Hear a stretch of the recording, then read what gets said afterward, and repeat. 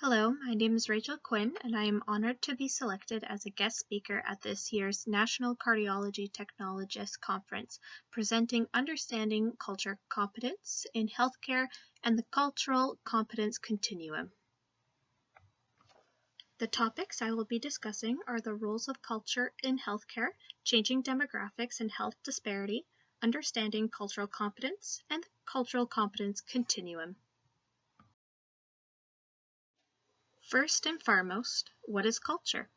The term culture reflects an individual's language, religion, tradition, clothing, cuisine, music, and art shared by a group of people. Culture helps shape an individual's identity and makes them who they are. With this quote from Rani Srivastava, culture is learned from birth through language acquisition and socialization. She is saying someone is not born already with culture, they are born into the cultural values they will be brought up in. As different groups will have different aspects on viewing life, attitudes, opinions, and behaviors will vary. The role of culture in healthcare can be complex and intensive.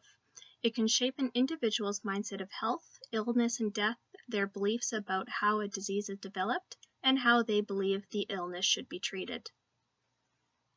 Cultural differences can make a huge impact in modern medicine.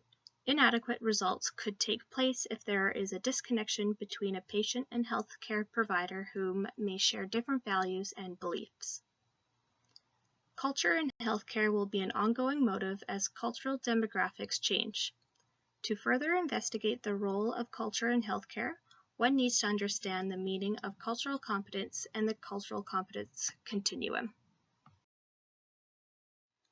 With the vast change in cultural demographics, different cultural practices are being introduced to modern medicine, which our healthcare providers need to embrace and consider other cultures and their opinion on health and illness.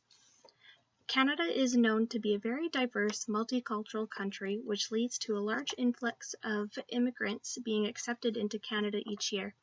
Since the past few decades, the rate of immigration has increased greatly. We can visually see the cultural change of immigration rates displayed with these pie graphs.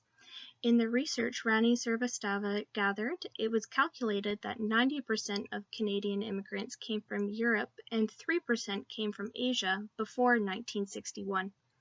Fast forward to 1990, it was calculated that European immigrants were down at 20% and Asian Middle Eastern immigrants rose to 58%.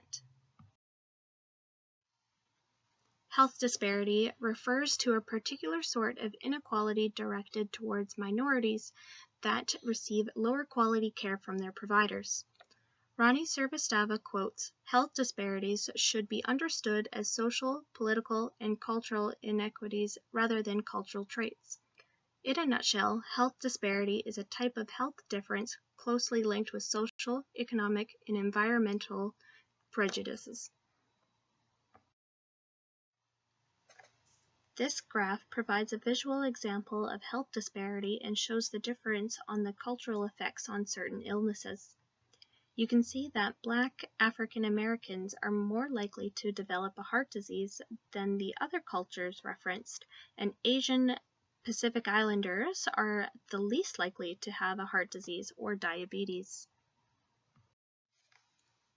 An individual's beliefs, values, and idealisms regarding to healthcare are formed by multiple factors such as race, ethnicity, nationality, language, gender, economic status, and social status.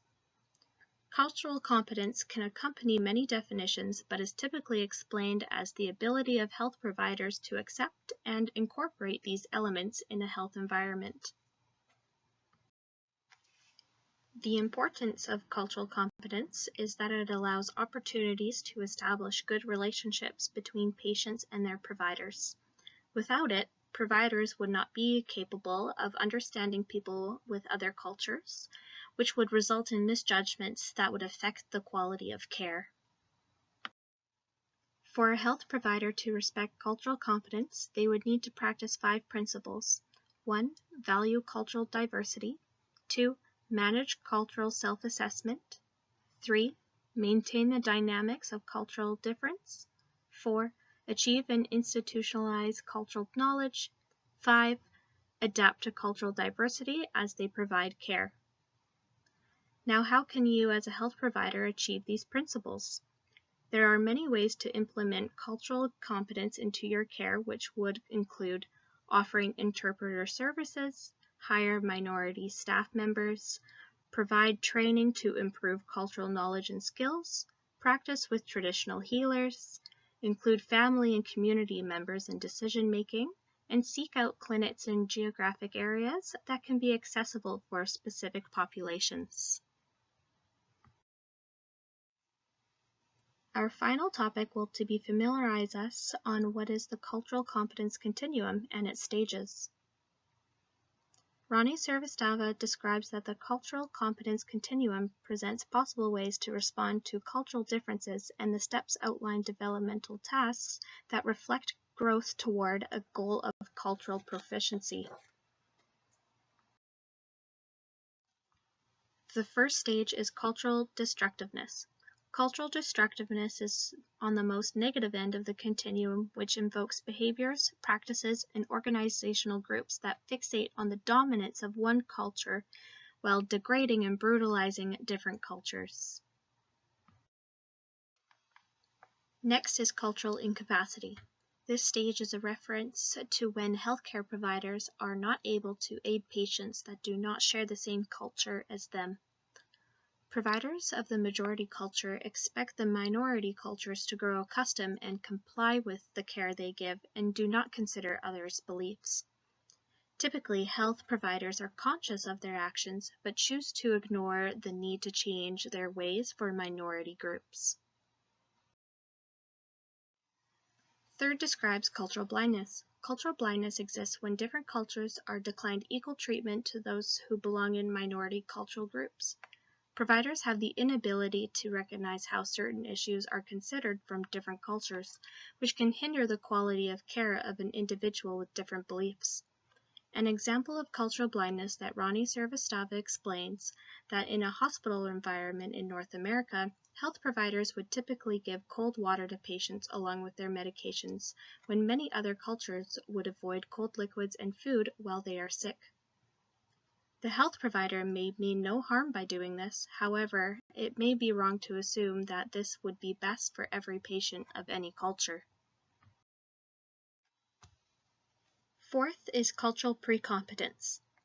Cultural pre-competence is where different cultural beliefs are recognized and minimal effort is taken place to meet different cultural needs. Although this is a good step in the right direction, it is still not quite enough. Understanding and implementing cultural competence needs to progress further. Cultural pre-competence leads up to the next stage, cultural competence. Cultural competence is now where providers have the capability to understand and can communicate to people of a different culture efficiently. Finally, our last stage deals with cultural proficiency. This would be considered at the opposite end of the cultural competence continuum from cultural destructiveness. In this stage, providers value different cultures and actively search for opportunities to establish better measures with the goal of improving the quality of patient care for any person of culture. So just a quick recap. The role of culture in healthcare is highly dependent on the way health providers practice cultural competence in the workplace. Cultural competence can have multiple definitions, but is mostly understood as the capability to acknowledge and associate another person's nationality, ethnicity, and consider other cultural beliefs in healthcare. As cultural demographics are rapidly increasing, the cultural competence continuum is a tool providers can use to ensure high-quality care for patients that share a different background than them. Please take note on the references I have provided. Additionally, I do not own any photos that I have used in this presentation. I would like to thank the National Cardiology Technologists Conference for inviting me to share my knowledge about understanding cultural competence and the cultural competence continuum, and I hope it benefits you well. I appreciate you all for listening to my presentation. Thank you.